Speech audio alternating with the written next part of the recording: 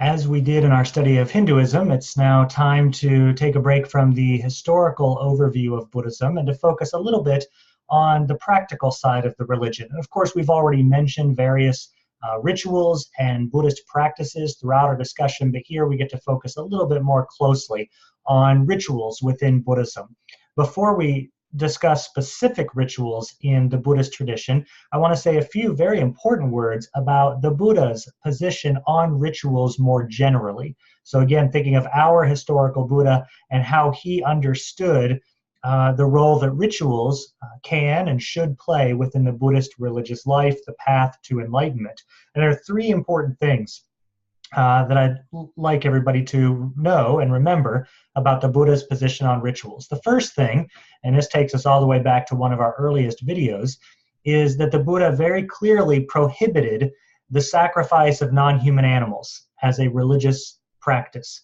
Remember the focus on ahimsa from the Buddha and other early Ganges spiritual leaders, so it's not surprising that a prohibition on non-human animal sacrifice should be present within the early teachings of the Buddha. So that's one clear statement he would have made about rituals. Whatever practices are going to remain within Buddhism, they will not be practices that cause harm, that take life, because of the focus on ahimsa. The second thing to keep in mind is the Buddha would often take rituals that might have been present in what we would call early Hinduism, and he would transform them to give them a more ethical focus. That is, he might use the basic structure of the ritual, but he wanted it to have a moral focus. So for example, there was an early practice where one would pray to the gods of the six directions, right? The four cardinal directions, up and down. And the Buddha kind of transformed that ritual while maintaining the same basic structure. And he said that we ought to meditate on 6 different types of relationships. So again, you can see how he is giving that kind of structural practice a moral focus. And that was something that we often saw in the Buddha's teaching on rituals. The ritual should often impact the way we relate to others. Think back to the 3 instructions where living a moral life was central to the Buddhist path, to some of those steps of the Eightfold Path, etc. The third thing to remember about the Buddha's position on rituals is that we should not rely on them too much. We need to avoid an unhealthy dependence on rituals. To make this clear, he told a story of a man who got to a river and he built a raft to help him get across the river. And because the raft was so helpful in getting him across the river, he decided to carry it with him as he continued on his journey. But of course, the raft then becomes a burden. What was once incredibly useful for a time became a burden because he became too reliant on the raft. He became too attached to the raft. And the Buddha says that we need to think of practices or rituals in the same way. They are useful for a time and for a purpose. But just like anything else in samsara, we can become unhealthily attached to rituals. And we must avoid that so that that attachment doesn't cause increased suffering in this life and the need to come back and suffer again and again through the cycle of death and rebirth. So those are the 3 really important things to remember about the Buddha's position on rituals. So now we can talk about some specific rituals that become part of Buddhism, especially early on, right? Quickly after the death or the parinirvana of our Buddha, we start to see what becomes really one of the most foundational practices within Buddhism, and that is called Buddha Puja.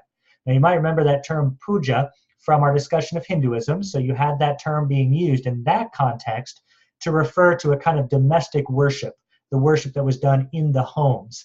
Here, puja refers in some ways to kind of a worship or praise of the Buddha, but I usually don't like to use those terms. I think the better term here is the practice of paying respect to the Buddha, because praise and worship seem to suggest a kind of continued relationship. And remember that our Buddha is no longer relating to us, because our Buddha, at his death in his final lifetime on earth, achieved parinirvana, and therefore a total escape from samsara.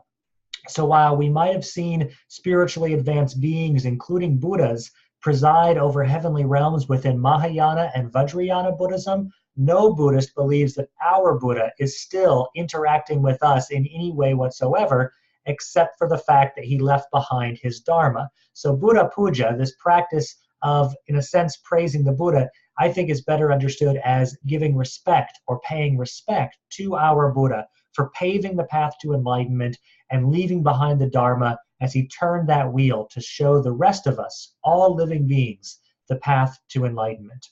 Another very early Buddhist ritual is reciting the 5 moral precepts. Now, these 5 precepts are moral, that is, they are moral rules, and they are stated negatively. In other words, these are things that you vow to refrain from doing, right? So you could think maybe about some of those 10 commandments in the Jewish and Christian traditions, thou shalt not. And here we have something very similar. So the 5 basic moral precepts, these are going to be recited by all Buddhists. I can't imagine finding a Buddhist who doesn't recite the 5 moral precepts constantly throughout their lives. Just like reciting the Triple Refuge is, in my opinion, something that is universally done by Buddhists around the world. So the 5 moral precepts, you vow to refrain from taking life. In other words, you are vowing not to kill. You vow to refrain from taking things that do not belong to you. In other words, you're vowing not to steal. You can see how these are moral precepts. You vow to avoid sexual misconduct, and obviously that gets developed and taught through the centuries in a lot of ways. You vow to refrain from wrong speech, and that might include things like lying or gossip, etc. And then you vow to refrain from an indulgence in intoxicants. In other words, you vow to refrain from intoxication, or at least an unhealthy indulgence in intoxicating drugs, alcohol, whatever it might be. So these are the 5 basic moral precepts. There are additional precepts that might be recited on particular holy days by all Buddhists, or additional precepts that might only be recited by the Sangha in the narrower sense of the term, the monks and the nuns. But those 5, to avoid taking life, stealing, wrong speech, sexual misconduct, and an indulgence in intoxication, those are the 5 that are recited very consistently by all Buddhists throughout their lives when they are engaging in any kind of ritual, worship, service, whatever that might look like. Now we can move on to some of the other early rituals that start to emerge within Buddhism. And these next 3 that I've typed out here really are early Theravada rituals, which means we know that they were in existence even before the 2nd and 3rd vehicles of Buddhism emerge. So just briefly, almsgiving is an early Theravada ritual. This is where the monks and perhaps the nuns would walk out of the monastery in a single file line, and they would have their heads bowed and they would carry bowls. And lay people would come out and put spoonfuls of rice and other food in those bowls. Remember that that was the early relationship between the monks and nuns on the one hand and the lay Buddhists on the other. The lay Buddhists were really only there to support the monks and nuns and to receive some good karma as a result of that, but there wasn't really a sense of them making real spiritual progress. So almsgiving was a very important ritual. As time continues, even in Theravada communities and countries, we don't see almsgiving continue as a really robust practice, but in recent decades, we have seen a desire among some Theravada nations and communities to restart the practice of almsgiving, even if on a more symbolic level. Even if this really isn't all the food that the monks and nuns rely on, it's helpful to show that relationship between the monastic community and the lay community. The second early Theravada ritual here is the dana ritual. This is a really interesting one because this one actually has room for more interaction between the monastic community and the lay community. Oftentimes in a dana ritual, the monks or the nuns would actually come to a lay person's house, and it was often associated with the death of a loved one in that house. And then maybe dana rituals would be performed on the anniversary of the death of that loved one, perhaps every year or every so many years. So it was a chance for lay Buddhists to have more interaction with the monastic community. And there were a lot of things that happened within the dana ritual. There was a foot washing kind of opening ceremony, so that if monks come to the house, the men of the house will wash their feet. If nuns come, the women of the house. That's because monks and nuns are not allowed to be touched by members of the opposite sex. There will be a Dharma talk where the monks or the nuns will teach some basic Buddhist principles, which again was really important in a Theravada setting because it was one of the few times that lay people had a real chance to understand more about the Buddhist path. And there will be a variety of other things that happen as an important example of the early interaction that could happen between lay Buddhists and the monastic community. And we don't need to go into much greater detail, but it is a very interesting aspect of early Theravada ritual. The final early Theravada ritual worth mentioning here is the Buddha Day festival. The Buddha Day festival became one particular day that Theravada Buddhists used to celebrate three important events in our Buddha's life: his birth, his enlightenment, and his death, or parinirvana. And the tradition came to believe within Theravada that all three of those things actually happened on the same date of the year, obviously many years apart, but the same date of the calendar year that was being used. So therefore, the Buddha Day was the day to remember the birth, the enlightenment, and the death of our Buddha, and therefore you had a very important big festival where you would have reenactments of our Buddha's life, you would have a lot of Buddha puja, Dharma talks, and this is another example where you had lay Buddhists able to interact with the monastic community beyond simply providing material support for them. Okay? Now, one of the things that I've mentioned here that is helpful actually gets to the artistic expressions within early Buddhism. And it's interesting that for about the first 500 years of Buddhism, we do not see actual visible representations of our Buddha in terms of his body, what he might have looked like, etc. Instead, we see symbols that were used to depict our Buddha. So again, this might have been a concern over idolatry if you had actual figures, paintings, statues of our Buddha.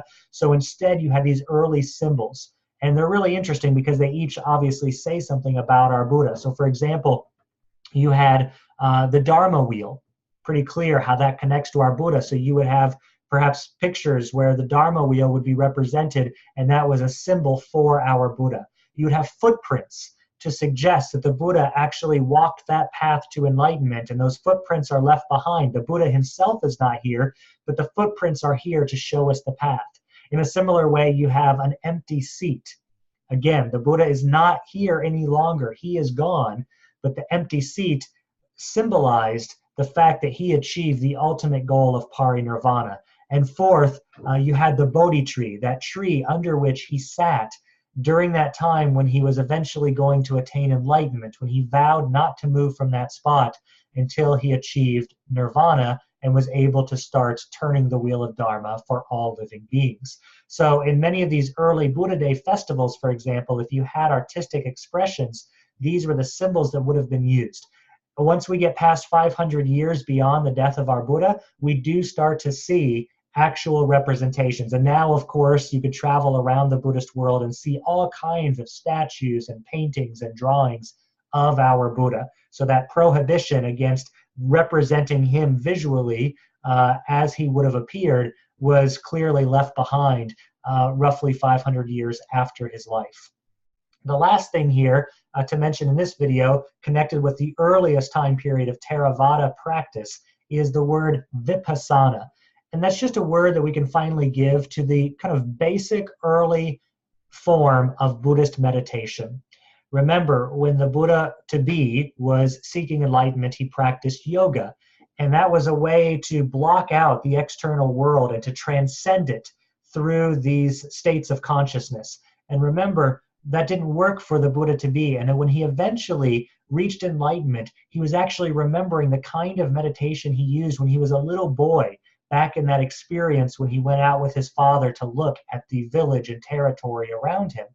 And remember, what the Buddha discovered is that the true path of meditation is about not blocking out the external world, but becoming more mindful of the world around us, to understand the world around us, to reach that kind of wisdom. So this kind of basic mindfulness meditation is often referred to as vipassana. So this is just the basic form of Buddhist meditation, and really the foundational form of meditation that would have been practiced by Theravada monks way back in the day and continues to be practiced by them today.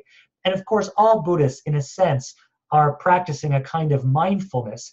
It's just that once we see Mahayana and Vajrayana emerge, we get nuanced views of meditation where we start having other opportunities within meditation to do other things like visualize Buddhas and Bodhisattvas, these spiritually advanced beings. But Vipassana is just that basic framework of mindfulness meditation, to become more mindful of the world, which is what the Four Noble Truths are supposed to help us to do, is to see the world around us for what it is, to see ourselves for what we truly are, and therefore through that understanding and recognition to eventually find a way out of this cycle of death and rebirth known as samsara.